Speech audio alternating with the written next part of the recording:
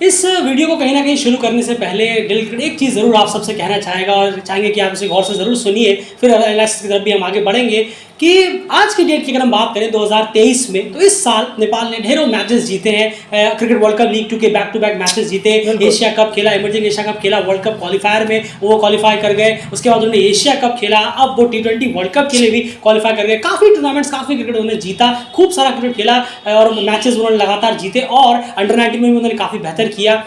जो भी हमें कहीं ना हम तक जो भी न्यूज़ आई, तो काफ़ी कुछ क्रिकेट उन्होंने जीता, काफ़ी कुछ उन्होंने इस टूर्नामेंट खेला। तो आपने देखा होगा चारों तरफ से काफ़ी भीड़, काफ़ी प्रेज, फॉर्मर क्रिकेटर्स हो, कई सारे स्पोर्ट्स पेजेस हो, वगैरह वगैरह, दुनिया भर की चीज़ें जो है वो सामने ज़रूर आई आपके सामने। खूब प्रेजेस, खूब सारी चीज़ें वो आपके सामने लाइमलाइट में ज़रूर आए। लेकिन जरा एक साल इससे हम पीछे अगर करते हैं तो 2022 की अगर मैं बात करूं तो वहां पर इसका ऑपोजिट रिएक्शन था। 2022 में हम जानते हैं टीम लगातार हार रही थी, कई सारे स्ट्रगल्स चल रहे थे, प्लेयर्स के बीच में कहीं ना कहीं मनमुटाव चल रहा था। संदीप का फिर केस आया, टीम लगातार हार रही थी, अवेज में हो, होम में हो। नेपाल लीग की एक ओन लीग आई, खुद की ऑफिशियल लीग जो कैन ने उतारी। बिल्कुल, जो नेपाल T20 लीग जो आई उसमें भी कहीं ना कहीं कई सारी कंट्रोवर्सीज रही। तो कुल मिलाकर अगर हम देखें जो 2022 था वो कहीं ना कहीं बहुत ही ज़्यादा टेरेबल रहा, कई सारे स्ट्रगल्स रहे, लगातार टीम हार रही थी, यहाँ तक कि ग्राउंड पे जो फैंस थे उनका नंबर्स भी हमें काफ़ी कम देखने को मिले। ये सब और लेकिन इन सब के बीच में अगर कोई एक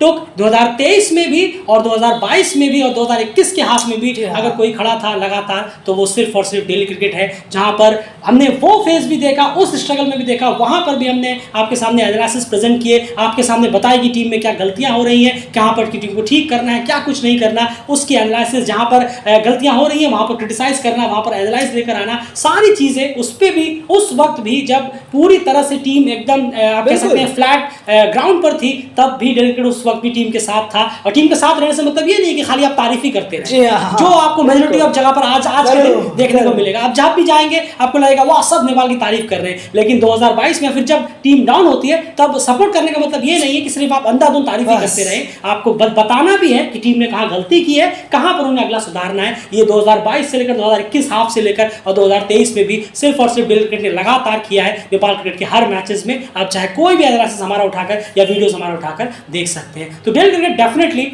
आपका सपोर्ट और आपका लव जो है वो डेफिनेटली डिजर्व करता है। कई सारे फैंस होते हैं जो अपनी राय लगते हैं, वो आपसे एग्री डिसएग्री नहीं करते, वो बिल्कुल अलग बात है, लेकिन डेली क्रिकेट लगातार बना रहता है, चाहे कोई हमसे नाराज हो, कोई हमसे खुश हो ना हो, लेकिन एट द एंड 2023 में वही लोग डिजर्व करते हैं सारे हैप्पीनेस को सेलिब्रेट करना जिन्होंने 2022 में बखूबी साथ दिया था। वो कहीं ना कहीं अपने आप में सबको झांकने की जरूरत है कि किन्होंने साथ दिया था, किन्होंने नहीं, लेकिन डेली क्रिकेट डेफिनेटली कह सकता है कि हमने हर पल नेपाल क्रिकेट के सपोर्ट में रहे। और सपोर्ट से हमारा मतलब है जेन्युइन सपोर्ट, जेन्युइन सपोर्ट। अब आपको बताएं, जी हाँ, वो जो चाटना बूट लेकिन वो सब चीजें नहीं। जेन्युइन सपोर्ट का मतलब होता है अगर आप किसी के दोस्त हैं, आपका दोस्त कुछ गलत कर रहा है तो उसे बताइए, ना कि उसे सपोर्ट करें। ये होता है रियल दोस्ती। बिल्कुल एग्जैक्टली डेली क्रिकेट को इसी तरह से खड़ा रहा है, तो आपका सपोर्ट जो है वो डेली क्रिकेट के साथ लगातार बनाए रखिए। और अगर आपको जेन्युइन क्रिकेट एनालिसिस चाहिए तो आप डेफिनेटली इस चैनल को सब्सक्राइब कर सकते हैं, लेकिन काम की वजह से करिए, सिर्फ काम की वजह से, क्योंकि यहाँ पर हम जहाँ पर गलती होगी क्रिटिसाइज करेंगे। जी हाँ, ऐसा नहीं कि आप फेवर कर रहे हैं, ये डेली क्रिकेट से कभी नहीं होगा, चाहे किसी भी टीम के लिए हो। हम तो खुद अपनी इंडियन टीम को फेवर नहीं करते इतना, जहाँ गलती है वहाँ बताते हैं, तो कहाँ से फिर जहाँ गलती होगी वहाँ ज़रूर डेली क्रिकेट हमेशा खड़ा रहेगा कि गलत है, जहाँ अच्छा होगा वहाँ भी डेली क्रिकेट खड़ा रहेगा उन लोगों के, उन टीमों के साथ। बिल्कुल सही कहा। और अगर आप इस काम से हमारे सहमत हो तो डेफिनेटली आप काम की वजह से चैनल को सब्सक्राइब जरूर कर सकते हैं। चलिए, बहुत हो गया, हम जो दिल में बात थी वो हमने कहनी जरूरी थी तो हमने कह दी। अब बात करते हैं इस मैच की। सबसे पहले एंड बिग कांग्रेचुलेशंस दोनों टीम को, कहना वाकई में नहीं बिल्कुल ये एक एक्चुअली में एक बहुत बड़ी एक बात है ओमान के लिए भी, नेपाल के लिए भी। नेपाल के लिए और बड़ी हो जाती है क्योंकि एक लगभग एक डेकेड, 10 साल अगर आप कहें गुजर गया है। जो लोग देखना चाहते थे उसमें से अनफॉर्चुनेटली नहीं है कई लोग आज की जो देख पाए कि 2024 में नेपाल क्वालिफाई कर गया है, लेकिन वो लोग ऊपर से ज़रूर ब्लेसिंग्स देंगे नेपाल टीम को जो नेपाल यहाँ तक पहुँची है 2024 में वर्ल्ड कप खेल रही है। ये उनका भी सपना था जो इस दुनिया में नहीं है, जो नेपाल टीम के वेल विशर्स थे और जो लोग वहाँ मौजूद थे जिन्होंने देखा, उनका भी सपना था कि नेपाल की टीम अब कभी तो वर्ल्ड कप पहुँचे। अब वो आखिरकार वो सूखा जो है एक वो ख़त्म हुआ और आखिरकार नेपाल की टीम 2024 में खेलने में कामयाब रही, जो कि बहुत बहुत बड़ी बात है क्रिकेट फैंस के लिए और नेपाल फैंस के लिए। बिल्कुल, बिग बिग कांग्रेचुलेशन नेपाल को। अब ओमान की भी बात कर ली जाए। ओमान ने फाइनली अपने तीसरे टी20 वर्ल्ड कप में क्वालिफाई कर लिया है और 10 विकेट से जीता है। आपको बता दें बहरीन ने 106 रन बनाए थे, जो कि एक्सपेक्टेड था, क्योंकि ओमान की जो बॉलिंग है वो हमने काफी बेहतर रही है और तो यहाँ पर एक्सपेक्टेड था कि बहरीन जल्दी रैप अप होगी। 107 रन ओमान को बनाने थे और 10 विकेट से ओमान ने चेस को कंप्लीट कर लिया। एक आध कैचेस जरूर बहरीन ने छोड़े, लेकिन एट दैट इतना बड़ा स्कोर फिर भी नहीं था कि इस पर आपको ज्यादा कुछ लड़ा सके। लेकिन बहुत ही फ्लैट और सिंगल हैंडेड और वेल डन गाइस। तीसरा टी20 वर्ल्ड कप आपने क्वालिफाई किया है। इस साल वर्ल्ड कप क्वालिफायर में सुपर 6 तक भी टीम पहुंची, आयरलैंड को भी ओडीआई में हराया और इस बार यहाँ पर टी20 वर्ल्ड कप 2024 में क्वालिफाई किया, जो 2022 में वो मिस आउट कर गए थे। Well done guys, congratulations. तो नेपाल और ओमान दोनों को बहुत बहुत कांग्रेचुलेशंस टी20 वर्ल्ड कप में पहुंचने के लिए। अब यहाँ बात करते हैं इस गेम की। इस गेम की अगर हम बात करें तो बहुत सारी चीज़ें डेलीगेट की इस एनालिसिस में कहीं ना कहीं आज की गेम में सही साबित हुई है और वापस से हम उन चीज़ों को आपके सामने दोहराएंगे और कुछ यूएई के एरर्स क्या बड़े रहे उस पर भी बात यहाँ पर जरूर करेंगे, तो बने जरूर रहिए। सबसे पहले यहाँ अगर हम देखें तो यूएई ने टॉस जीता और पहले बैटिंग करने का फैसला किया। यूएई यहाँ पर पहले बैटिंग करने के लिए आई। शुरुआत हमेशा की तरह आज भी, क्योंकि हमारा जो एनालिसिस पे हम घुसते हैं तो हमारी सारी चीज़ें बिल्कुल एक्यूरेट की तरह से हम करने की कोशिश करते हैं and face by face comparison पहले जानते हैं, फिर चलते हैं एनालिसिस। जरूर देखिए, 1 से 6 ओवर की बात करें यूएई की तो यहाँ पर यूएई ने 41 रन बनाए, 2 विकेट का नुकसान उन्हें हुआ। वहीं पर नेपाल ने एज कंपेयर 1 से 6 ओवर में 39 रन बनाए और 1 विकेट का नुकसान उन्हें हुआ। तो यहाँ पर ऑब्वियसली आप नेपाल को जीत देंगे क्योंकि 1 विकेट का फर्क बहुत ज़्यादा हो जाता है और आपके ऊपर के बैट्समैन हैं, तो ऑब्वियसली यहाँ यूएई पीछे हो रहा है, 1 विकेट से वो इस फेस को हारता है। वहीं 7 से 15 की बात करें तो यहाँ पर 53 रन बनाए, 53 रन बनाए 2 विकेट के नुकसान पर यूएई ने। वहीं नेपाल ने यहाँ पर 66 रन बनाए सिर्फ 1 विकेट के नुकसान पर। यह फेस भी जो मिड फेस है ये भी नेपाल के फेवर में गया और दोनों फेस नेपाल अपने जीतने में कामयाब रहा। वहीं तीसरे फेस की बात करें तो यहाँ पर 16 से 20 के ओवर में यहाँ पर 40 रन बनाए यूएई ने और 5 विकेट का नुकसान हुआ। वहीं नेपाल ने इस फेस में 30 रन बनाए और फेस हुआ भी नहीं था, लेकिन वहां तक पहुंच गए थे वो 17.1 ओवर तक और 30 रन बनाए और 1 विकेट का नुकसान भी यहाँ पर हुआ नहीं और शानदार जीत नेपाल के हक में यहाँ पर बिल्कुल 8 विकेट से बहुत भारी भरकम बड़ी जीत यहाँ मिली। तो ये तो बात हो गई फेस बाय फेस कंपैरिजन की, लेकिन उसके बाद यहाँ पर अगर हम बात करें अब यूएई की बैटिंग के बारे में, तो यूएई की बैटिंग की अगर हम यहाँ पर देखें तो सबसे पहले कहना होगा कि एक्स्ट्रा ऑर्डिनरी एफर्ट सोमपाल कामी का यह रहा जब उन्होंने पहला एल्बिडब्ल्यू माफ कीजिएगा रन आउट किया खालिद शाह को। एक्स्ट्रा ऑर्डिनरी एंड वो रहा क्योंकि जो उन्होंने प्रेशर बना रखा था। बॉलिंग की बात आगे जरूर करेंगे, यहाँ बैटिंग के पर्सपेक्टिव से पहले बात कर लेते हैं। खालिद शाह 3 रन बनाकर रन आउट हो गए जिसकी बिल्कुल भी जरूरत नहीं थी, या क्योंकि मोहम्मद वसीम दूसरी तरफ से रन कर रहे थे, अच्छे टच में थे, वहां जरूरत नहीं थी इस तरीके की यहाँ पर इनिंग्स खेलने की। उसके बाद मोहम्मद वसीम 26 रन बनाकर यहाँ पर आउट हुए। एक अच्छी शुरुआत उन्हें जरूर मिली, लेकिन कहीं ना कहीं उन्हें फंसाया गया। जी हाँ, उन्हें फंसाया गया। उनका आउट ये मत सोचिएगा कि वो हिट करने गए और आउट हो गए, बिल्कुल उन्हें फंसाया गया। वो बॉलिंग एनालिसिस में आपको समझाने की हम कोशिश जरूर करेंगे ताकि किस तरह से उन्हें फंसाया गया। एंड वृत्ति अरविंद की इनिंग को आप कैसे देख रहे हैं आज की डे में? नहीं, जरूर देखिए, कोशिश तो उन्होंने की है, जरूर कोशिश किया अकेले, क्योंकि और प्लेयरों का साथ यहाँ नहीं मिल रहा था। तब भी उन्होंने वहाँ पिच पर खड़े होकर 64 रन बनाए, 51 बॉलों में 125 का स्ट्राइक रेट भी रखा। होपफुली आज हमें 80-90 का स्ट्राइक रेट देखने को नहीं मिला उनके बल्ले से। बेहतर है, आज के डे में हम कहेंगे जरूर ये तारीफ की लायक इनिंग है कि वो 64 है और डीप तक भी गए थे, डीप तक भी गए, लेकिन आज किसी का भी एक पर्टिकुलर यहाँ पर सपोर्ट आज मिला नहीं, जो कि यूएई को हर वक्त मिल रहा था। कहीं ना कहीं से कुछ रन निकल रहे थे, कोई प्लेयर 35-40 रन के पास। बासिल हमीद आज फ्लॉप गए हैं।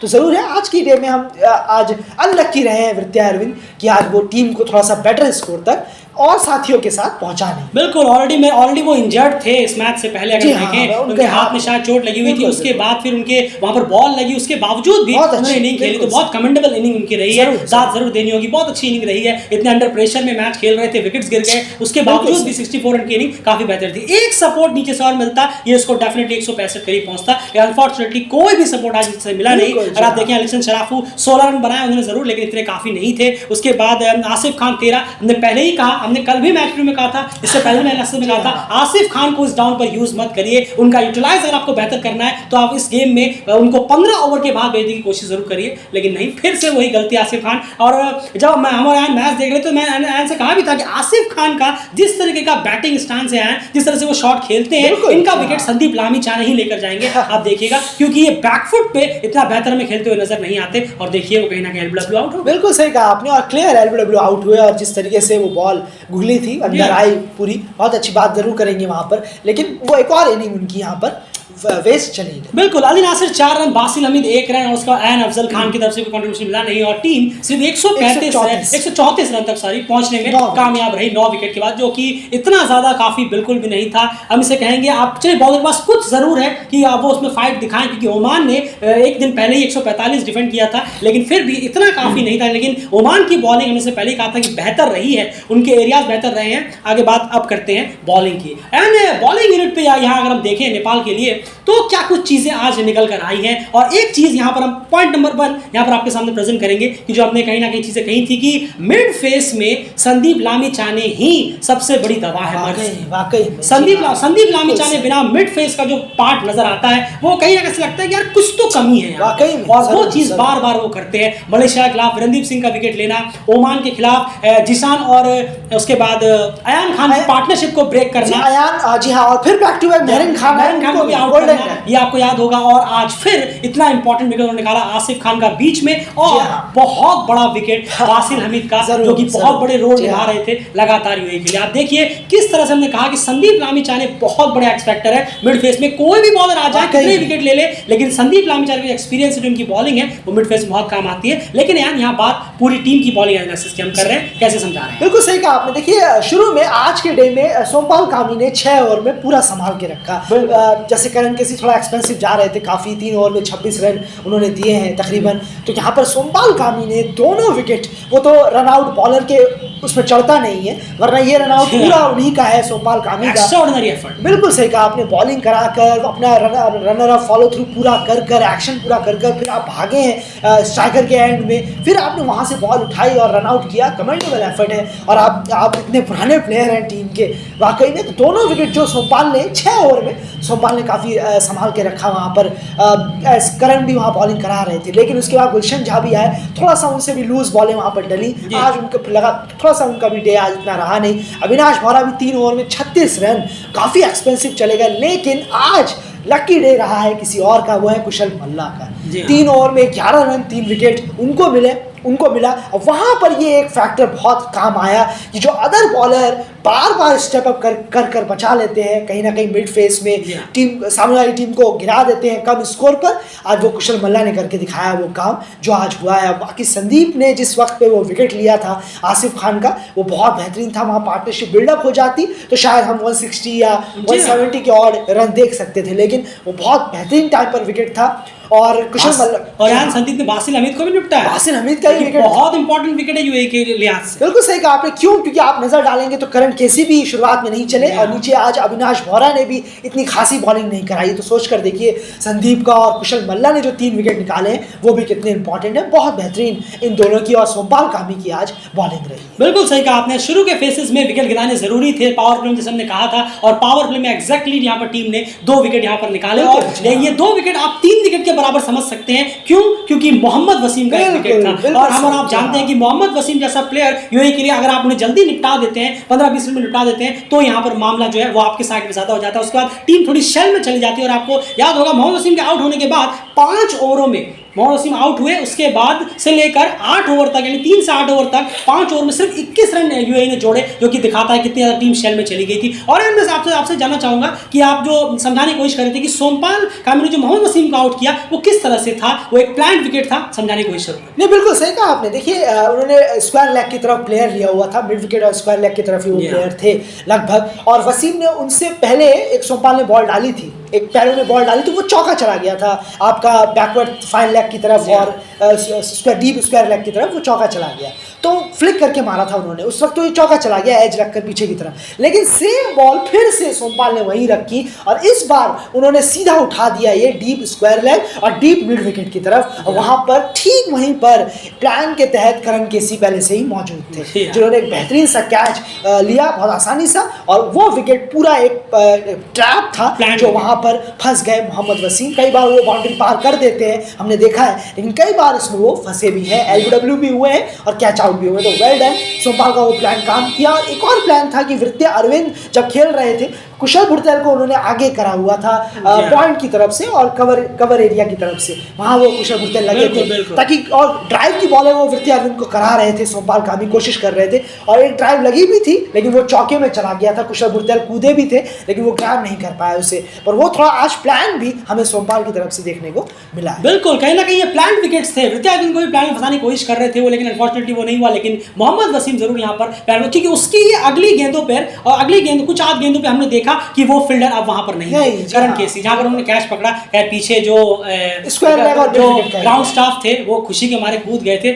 उनका इमोशन कहीं ना कहीं देख के लगा कि कितने ज्यादा सन इन्वॉल्व है इस गेम में। खैर चलिए, अब यहाँ ये तो बात होगी बॉलिंग एनालिसिस की। अब यहाँ पर एक दो तीन चीजें और है जो कहीं ना कहीं डेल क्रिकेट ने कही थी। जो सबसे पहली बात, थैंकफुली आज वो ब्लंडर नहीं किया गया जो हमें देखने को मिला था कल। फाइनली थैंकफुली कि सोमपाल कामी को आज वन डाउन नहीं भेजा गया, ये बहुत अच्छा मूव रहा, वो एक बहुत बड़ा ब्लंडर था, वरना कल ही ये मैच जो है 145 चेज हो जाते और शायद आज के साथ एक आसान जीत होती। खैर आज जीत आज भी आसान हुई है, लेकिन इसके मायने कुछ और हैं और बड़े हैं, समझाने की कोशिश करते हैं। कुशल और आसिफ हमेशा की तरह ओपनिंग करने के लिए आए।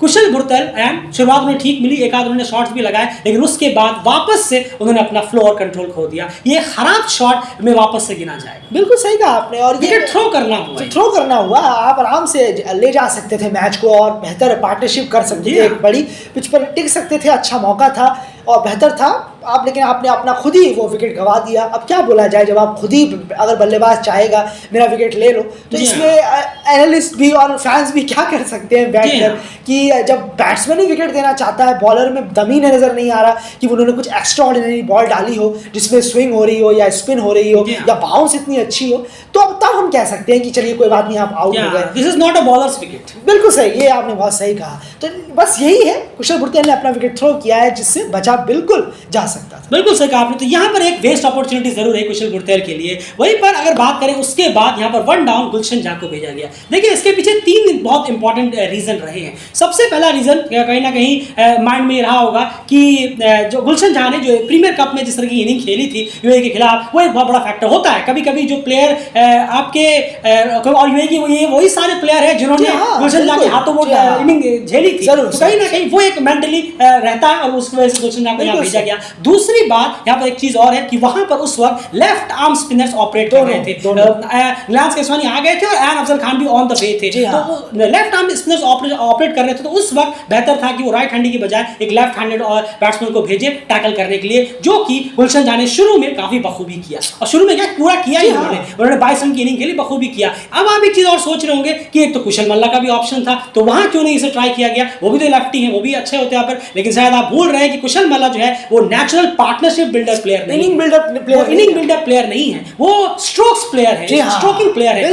वो एक दो बॉलें वो रोकेंगे, एक आध सिंगल लेंगे, बहुत ही जल्द आप लोग देखेंगे कि वो फिर से हवाई फायर करने चलेंगे। तो इस वजह से वो पार्टनरशिप बिल्डिंग, और वहां पर जल्दी विकेट गिरने की वजह से जरूरत थी एक पार्टनरशिप की। इस वजह से कुशल मल्ला ऐसे हिटर को ना भेजकर गुलशन झा को भेजा गया। तो ये तीन बड़े रीजन रहे हैं कि गुलशन झा को उस जगह पर भेजा गया, जो कि गुलशन झा ने स्मूथली निकाला भी। 22 रन की इनिंग भी खेली और पार्टनरशिप भी यहाँ 30-35 रन की 40 रन की पार्टनरशिप भी उन्होंने यहाँ पर निकाल दिया कि बहुत अच्छा रहा। लेकिन यहाँ गुलशन झा एक चीज जरूर भूल गए कि यहाँ पर उन्हें लेफ्टी को टैकल करने के लिए भेजा था, लेकिन राइटी उनके लिए यहाँ सरदर्द हो सकता था। और एग्जैक्टली मोहम्मद वसीम ने जब वासिल हमीद को लगाया, वो स्ट्रोक मारने गए और क्लीन बोल्ड। जी हाँ, ये एक गुलशन झा से गलती जरूर हो गई, वरना इस इनिंग में वो और लंबे जा सकते। लेकिन फिर भी जिस काम से उन्हें भेजा था लेफ्ट आर्म स्पिनर को टैकल करना, वो उन्होंने बखूबी जरूर किया रिलायंस केसवानी पे। आसिफ शेख की इनिंग अयान आप क्या किस तरह से डिस्क्राइब करेंगे? डेल क्रिकेट हमेशा से कहता रहा है, जो लोग सोचते हैं कि बड़ा धीरे क्रिकेट खेलते हैं आसिफ, बहुत टुक टुक जैसा है या क्या कुछ है, लेकिन डेफिनेटली बड़े मैचेस में, बड़े इवेंट्स पर इस तरह के प्लेयर्स ही आपको जीत दिलाते हैं, याद रखिएगा। हम अपनी इंडियन टीम की बात करें, शुभमन गिल, सूर्य कुमार यादव, जडेजा, हार्दिक पांड्या ऐसे पता नहीं दर्जनों आ जाएंगे, लेकिन जब आईसीसी में बड़ा मैच आता है तब याद विराट कोहली की ही आती है। बिल्कुल सही कहा। एंड आसिफ शेख की इस इनिंग के बारे में देखिए, बिल्कुल सही कहा आपने। मुझे तो वो फैंस या जो भी है जो आज बड़े कूद रहे होंगे, आसिफ का नाम ले रहे होंगे, मुझे उनसे कोई इतना एक्सपेक्टेशन है नहीं कहूँ तो, क्योंकि यही प्लेयर आज के क्रिकेट में T10 और इन जैसे क्रिकेट को बढ़ावा देते हैं। क्योंकि अभी तो वो तारीफ कर रहे होंगे क्योंकि उनकी ऑब्वियसली है, नेपाल की टीम जो है वो वर्ल्ड कप खेल रही है। याद रखिएगा, हम उनकी बात कर रहे हैं, सिर्फ उन पर्टिकुलर फैंस की जो है, जो हमने खुद कमेंट्स में ऐसे बहुत पढ़े हैं जो नेपाल के फैंस हैं, उन्होंने लिखा था आसिफ क्या टुक टुक खेलता है, आसिफ बस ऐसे ही प्लेयर है, आसिफ इसी तरीके से खेलता है, लैंग्वेज भी ऐसी थी खैर। लेकिन अब वो खूब तारीफ कर रहे होंगे कि वाह आसिफ ने ऐसा खेल दिया, आसिफ ने ऐसा खेल दिया।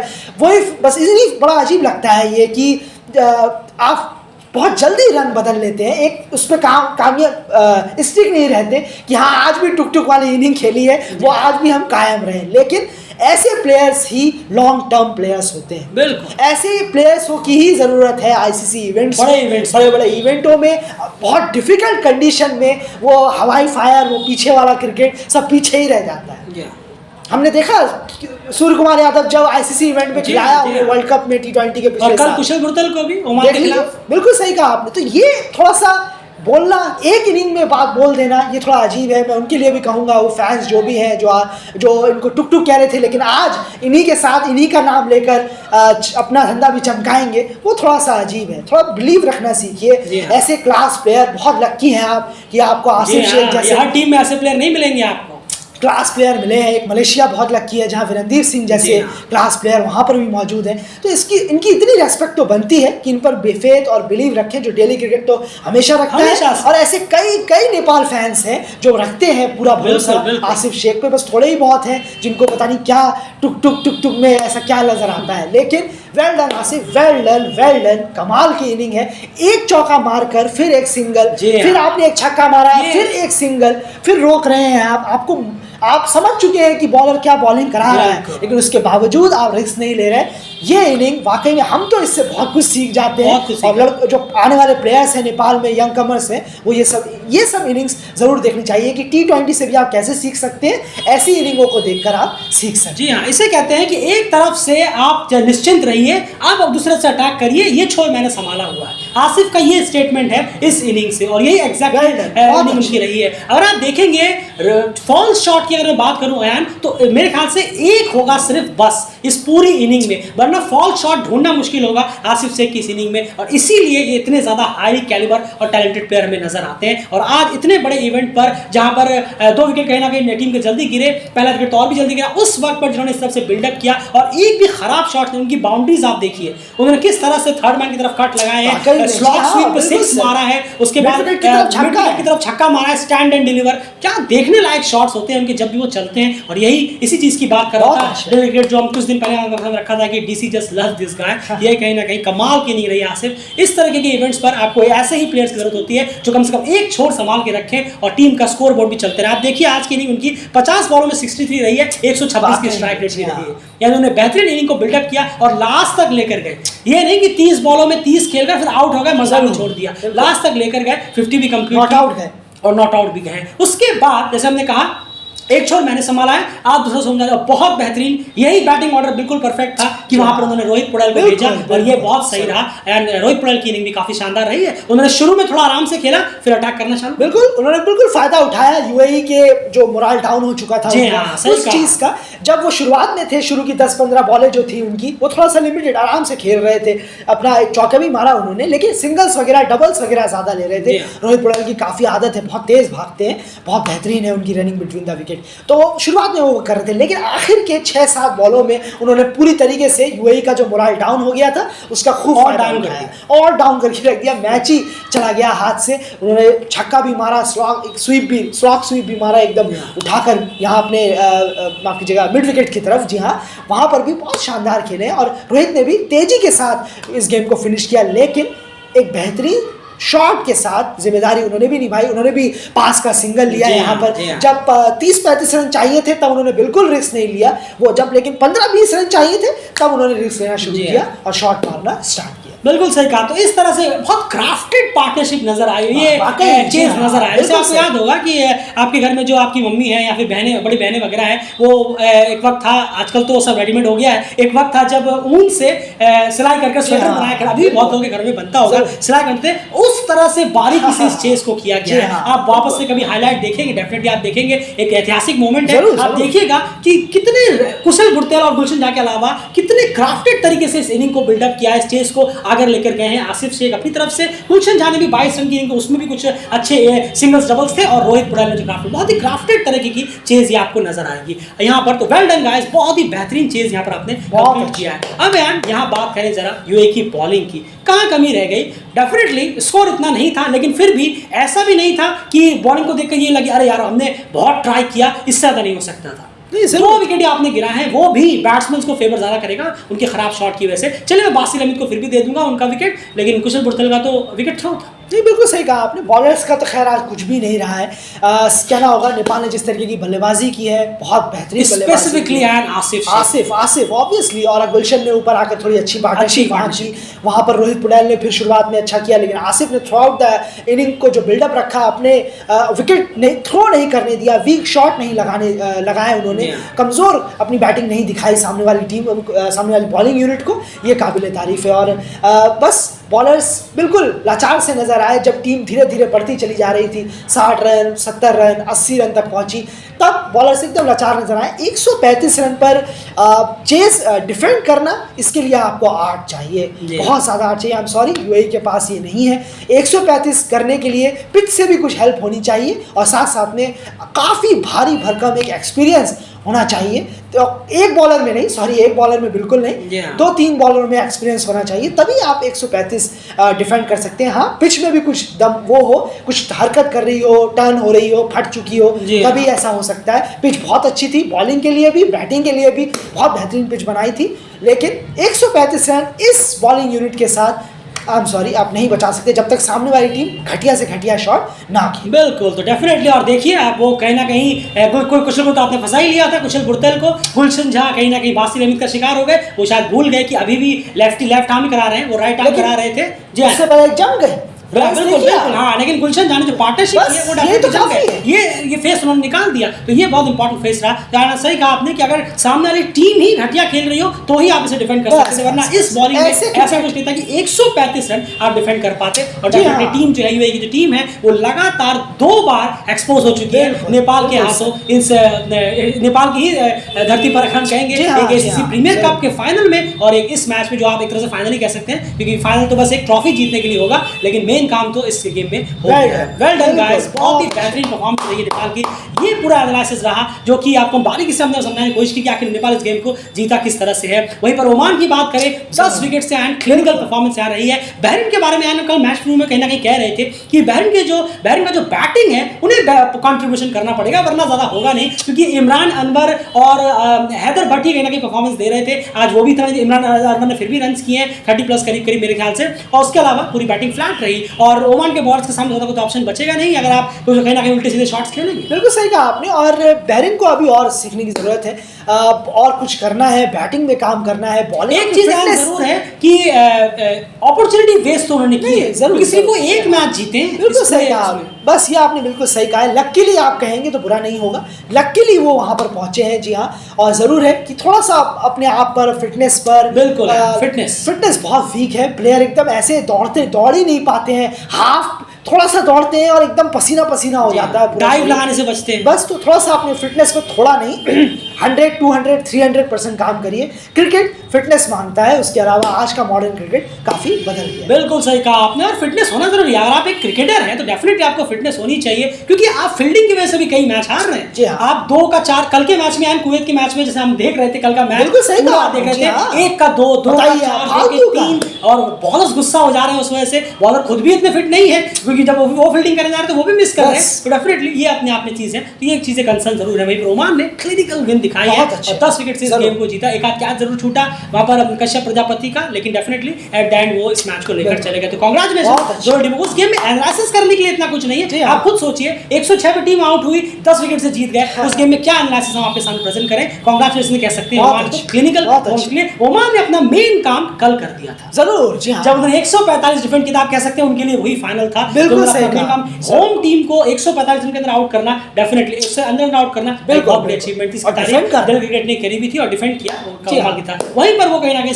टूर्नामेंट को, माफ कीजिएगा, T20 वर्ल्ड कप के लिए जगह बना चुके थे। फिलहाल इस एनालिसिस में इतना ही। अगर एनालिसिस पसंद आया तो वीडियो को लाइक जरूर Please, करिए please, और please. बने रहिए। आप अपनी राय कमेंट बॉक्स में जरूर रखिए और जो भी बातें हमने इस वीडियो में कही है उस पर एक बार गौर जरूर करिए। आसिफ शेख से रिलेटेड, संदीप लामिछाने से रिलेटेड, वन डाउन की इंपॉर्टेंस से रिलेटेड सारी चीजें जो हमने कही हैं, शुरू में जो कहा 2023 और 2022 से रिलेटेड बातें, वो सारी बातें बहुत रिलेटेड लगातार अपनी बात पर कायम है और आगे भी कायम जरूर रहेगा। फिलहाल सपोर्ट करते रहिए और बने रहिए चैनल। नेपाल फैंस और ओमान फैंस, जितने भी ओमान फैंस हैं, जितने भी आखिर फैमिलीज हैं, उनके दोस्त यार जितने भी हैं, और नेपाल फैंस डेफिनेटली इस मोमेंट को एंजॉय जरूर बहुत करी। बाय। बस।